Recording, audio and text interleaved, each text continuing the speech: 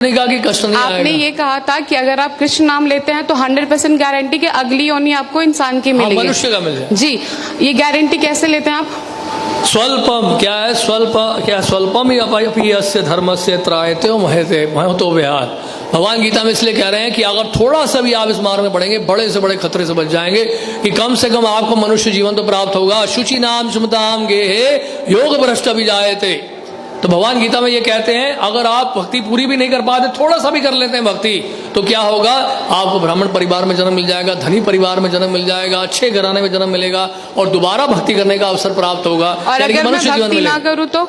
हाँ जी, अगर मैं भक्ति ना करूँ तो मुझे भक्ति ना करो तो कर्म के अनुसार चलना पड़ेगा। फिर कर्मणा देव नेत्र न जंतुर्देहो भवते। मेरे एक जानने वाले हैं, पिछले 10 साल से वो डिवोटी हैं यहीं के, ठीक है। अभी 6 महीने पहले उनकी फादर की डेथ हुई थी। ओके, तो ये कृष्ण भगवान ने ये जो कष्ट उनको दिया, क्यों दिया? वो तो 10 साल से इनके डिवोटी थे।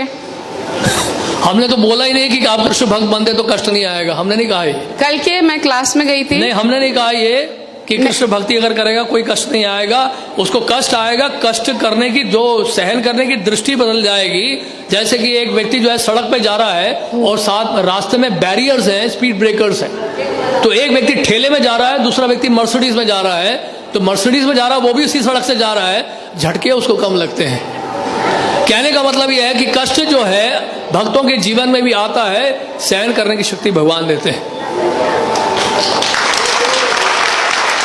यानी कि जहां पे पांव कटना होता है वहां पे सुबह चुभती है केवल आप। तो कष्ट तो आएगा ही आएगा। ऐसा कभी ना सोचें कि हम कृष्ण भक्ति में लग गए तो हमारे जीवन में कोई कष्ट नहीं आएगा। इनफैक्ट भक्त तो प्रार्थना करते हैं भगवान से कि हमें और कष्ट दीजिए। विपदा संता ता शाश्वत तत्र तत्र जगत गुरु भवद दर्शनम स्याद पुनर्भव दर्शनम।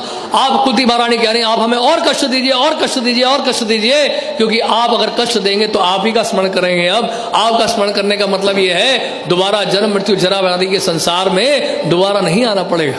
तो आपका कहने का ये मतलब है कि अगर आप कृष्ण मतलब कुछ भी हो जाए भगवान कृष्ण के शरणों में रहो हमेशा। बस ये है पॉइंट। लेकिन कोई पॉइंट नहीं। बिल्कुल बहुत बढ़िया पॉइंट बोला आपने, तालियां बजाइए इनके लिए। एक मिनट, ये कोई पॉइंट नहीं होता। अगर भगवान कृष्ण के शरण में नहीं हो तो मेरे पास जरूरी कि मुझे कष्ट मतलब कष्ट तो वैसे भी आना है जिंदगी में, चाहे मैं रहूं या ना रहूं। जिंदगी में आना है, लेकिन यहाँ से कष्ट का निवारण आपको दिया जा रहा है हमेशा के लिए। जन्म मृत्यु जरा व्याधि के चक्र से आपको हमेशा के लिए छुटकारा पाने का एक सुअवसर प्राप्त हो रहा है। भगवान की सेवा में लगे, एक जीवन आप कृष्ण की सेवा में दे दो, कृष्ण आपको वापस लेके चले जाएंगे। तो आपका कहने का मतलब है कि मैं कृष्ण के शरण में जाती तो अगले जन्म में मुझे इंसान क्या ही वो मिलेगा, इंसान का मिलेगा। और अगर अच्छी तरह से भक्ति करेंगे तो भगवान के धाम में भी जाएंगे। ये तो मरने के बाद किसने देखा है कि कौन कहाँ जा रहा है? हाँ जी, मरने के बाद कौन जानता है कि कौन कहाँ जा रहा है? हाँ, इस बात की गारंटी कौन लेता है? सामान्य लोग नहीं जानते हैं, लेकिन भक्त जानते हैं। यम यम वापि स्वर्ण भावम त्यजते अंते कलेवरम तम तम एवैते कौन्तेय सदा तद भाव भाविता। अंत काल में जिसका भी आप स्मरण करेंगे उस तरह का शरीर आपको मिलेगा। भगवान गीता में कह रहे हैं। तो आपके भक्त जानते हैं कि मरने के बाद कौन कहाँ जा रहा है, राइट? हाँ, 100%। तो मैं उन भक्त से मिलना चाहती हूँ एक बार। जरूर मिलेगा, क्योंकि मुझे भी जानना है कि कैसे उनको पता चल रहा है कि मरने के बाद जा रहे हैं। उसके लिए आपको प्रोसेस अप्लाई करना पड़ेगा। जिस तरह से कोई आईआईटी के बारे में जानना चाहता है तो हम उसको क्या बोलेंगे, आईआईटी में पहले एडमिशन तो ले लो, आईआईटी में जो सिलेबस उसको तो फॉलो कर लो, वहां के प्रोसेस को तो फॉलो कर लो, वहां के रूल्स एंड रेगुलेशंस को फॉलो कर लो। इट्स अ काइंड ऑफ फोर्समेंट कि आप किसी को फोर्स कर रहे हैं कि जबरदस्ती हम किसी को फोर्स नहीं कर रहे हैं। आपकी इच्छा पाइए, नहीं इच्छा मत आइए। यथा इच्छसी तथा गुरु भगवान गीता में कहते हैं। भगवान क्या कहते हैं? किसी ने सुना तो नहीं है ना? भगवान कृष्ण गीता में 18वें अध्याय में कह रहे हैं। भगवान, एक मिनट, ये सिर्फ आपने बुक प्रिंटेड पढ़ा है, किसी ने पर्सनली सुना है भगवान को? पर्सनली किसी ने भी नहीं सुना है। जिस तरह से 2+2 4 आपने अपने टीचर से सुना, उन्होंने अपने टीचर से सुना, हमने अपने गुरुदेव से सुना। तो गुरुदेव हमने प्रभुपाद से सुना। जैसे स्कूल में जाते हैं तो टीचर सिखा रहे हैं 2+2 4 सुनने कृष्ण भगवान से। आप अपने टीचर से कभी आपने पूछा है स्कूल में अपने टीचर से what is the proof that 2+2 is 4? What is the proof this is A, this is B? Teacher ने कभी जवाब दिया ना, आपने पूछा ना कभी वो जवाब देंगे। बट ये तो अंधा ज्ञान हुआ ना फिर। हाँ, तो इसका मतलब जो स्कूल में पढ़ाया जा रहा है वो भी अंधा ज्ञान है। स्कूल की बात नहीं है, आपने कहा कि जो आपके गुरु ने बताया स्कूल की बात ही है, क्योंकि ज्ञान तो ज्ञान है, वो भौतिक ज्ञान है, आध्यात्मिक ज्ञान है।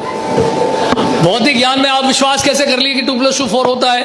आप कैसे मान लिए ABCD EFG HI JK LMNO है? आपने कैसे विश्वास कर लिया अल्फाबेट्स को? टीचर कहता है मैंने अपने टीचर से सुना, वो टीचर कहता है मैंने अपने टीचर से सुना, राइट? ये है सिस्टम ऑफ अथॉरिटीज को कहते हैं डिसेंडिंग प्रोसेस। इसी तरह से गुरु परंपरा के माध्यम से, एक प्रमाणिक गुरु परंपरा के माध्यम से हम जान पाते हैं भगवान कृष्ण की शिक्षाओं। सबसे पहले आपको ढूंढना पड़ेगा कौन सी यूनिवर्सिटीज हैं बोनेफाइड हैं, कौन से स्कूल हैं जो रिकॉग्नाइज्ड है सीबीएसई के द्वारा। उसी तरह से वैश्विक सिद्धांत को समझने के लिए, इस आध्यात्मिक ज्ञान को प्राप्त करने के लिए हमें सबसे पहले ढूंढना पड़ेगा कि प्रमाणिक स्रोत कहाँ कौन सा है जिससे हम भगवान कृष्ण के बारे में जान सकें। इसके लिए हमें शास्त्र पढ़ने पड़े, तो उन शास्त्रों में इस प्रकार से वर्णित है। और बताइए। बस ठीक है।